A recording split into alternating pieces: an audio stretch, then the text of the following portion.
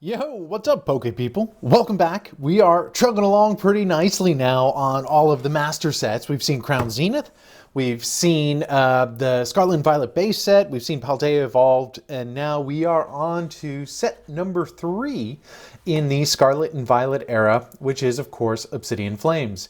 And now that I look at this screen, it actually occurs to me that it's only been 1, 2, 3 booster boxes ago was Obsidian Flames, and that set came out almost a year ago. It was like August 11th of last year. But that's of course because we've had 2 specialty sets, right? We've had 151, Scarlet and Violet 151, and Paldean Fates. Now I gotta say, Obsidian Flames gets a lot of hate. It does not get a lot of respect, especially in the investing world. And fair enough, maybe there's not a huge amount of illustration rares. There's not a hugely difficult to pull chase card. Okay, I get it. But I'm going to make the argument that it's a super fun set to collect. And I will admit that I am 100% biased because this is the first set that was coming out as I was getting back in to collecting Pokemon as an adult. I started collecting sometime in June, July of 2023. And you can see here, that is right between where Paldea Evolved and Obsidian Flames were released to the public. So this set is always going to have a special place in my heart, and I'm going to do my best to defend it in this video. And I'm going to start by just taking a look at some of the hits. And I'm here on Poke Data. I'm not organized by price or value. Instead, I'm organized in reverse card number, just to show that this gold artisan card is pretty dope. Some of the trainers look really cool, and the Pidgeotto and Pidgeot line I think is absolutely fantastic, and I don't think people are talking enough about these story cards in the entire Scarlet and Violet era. For example, the Scarlet and Violet base Gardevoir line is absolutely fantastic, and there's a bunch of other cool ones like Gimmighoul and Goldengo in Paradox Rift, and there's going to be more coming out too. I think it's a pretty special and beautiful card. We've got this Ice Cube, which is really silly, but it's a special illustration rare for 177. I mean, are you kidding me? Going down, we've also got a Tyranitar in this set, not to mention, of course, the Charizard. And then there's this. There's Lechonk. And I was looking at this card, and it occurred to me that Lechonk and the design of this card looks like he belongs in the same household as these 3 Japanese promos, the Squirtle, Charmander, and Bulbasaur promos that come out of the special deck set in Japanese. And it's like he should have been there, but he missed the photo shoot because he ate too much and passed out, which is why Lechonk is my hero. I already mentioned the Pidgeot line. Well, here's the Pidgeotto and the Pidgey cards, and they're absolutely fantastic and goofy, and I love them. The Skizor, epic. The Houndoom is a hugely popular Pokemon, and this card is super cute. We've got Larvitar eating a pile of poop, it looks like. The Cleffa's gorgeous. The Bellibolt is gorgeous. The Palafin is epic, the Ninetales is stunning, and the Gloom is unbelievable. So, okay, maybe there's not a depth of illustration rares, but the ones that they have are pretty quality, and I stand by that.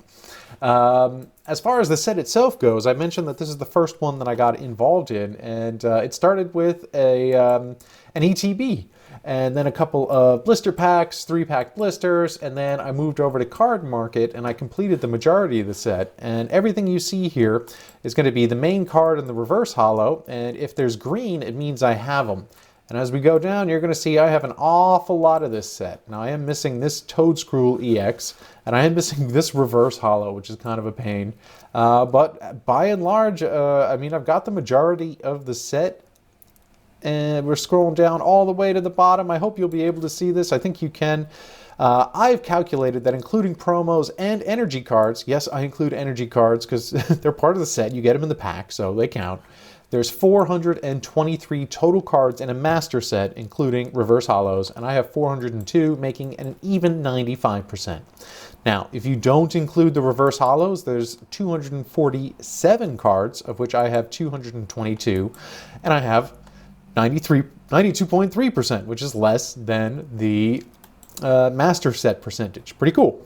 So this is something that I've built and created for myself. If you would like to download this for free and have your own checklist available for collecting your own Scarlet and Violet Obsidian Flames set, I'll make that available to you for free on the Buy Me a Coffee website. I'll put a link to it in the description below. But now's the time. I think we should open up the binder and dig into the set itself. I haven't mentioned this all that much yet, but I am using exclusively the Vault X binders for my Master Set collecting. And the reason is that, one, they're great binders and they keep the cards really well protected. They also present really well. But I love that they have the set name variations on the binders so that you can display the entire collection really beautifully on your shelf. So I'm a big Vault X fan, if you haven't noticed. Now, as we dig into the binder itself, you'll see my very first card is a post-it note sticky thingy of an Oddish. And this was drawn by a good friend of mine. Of course, the very first card in the set is an Oddish.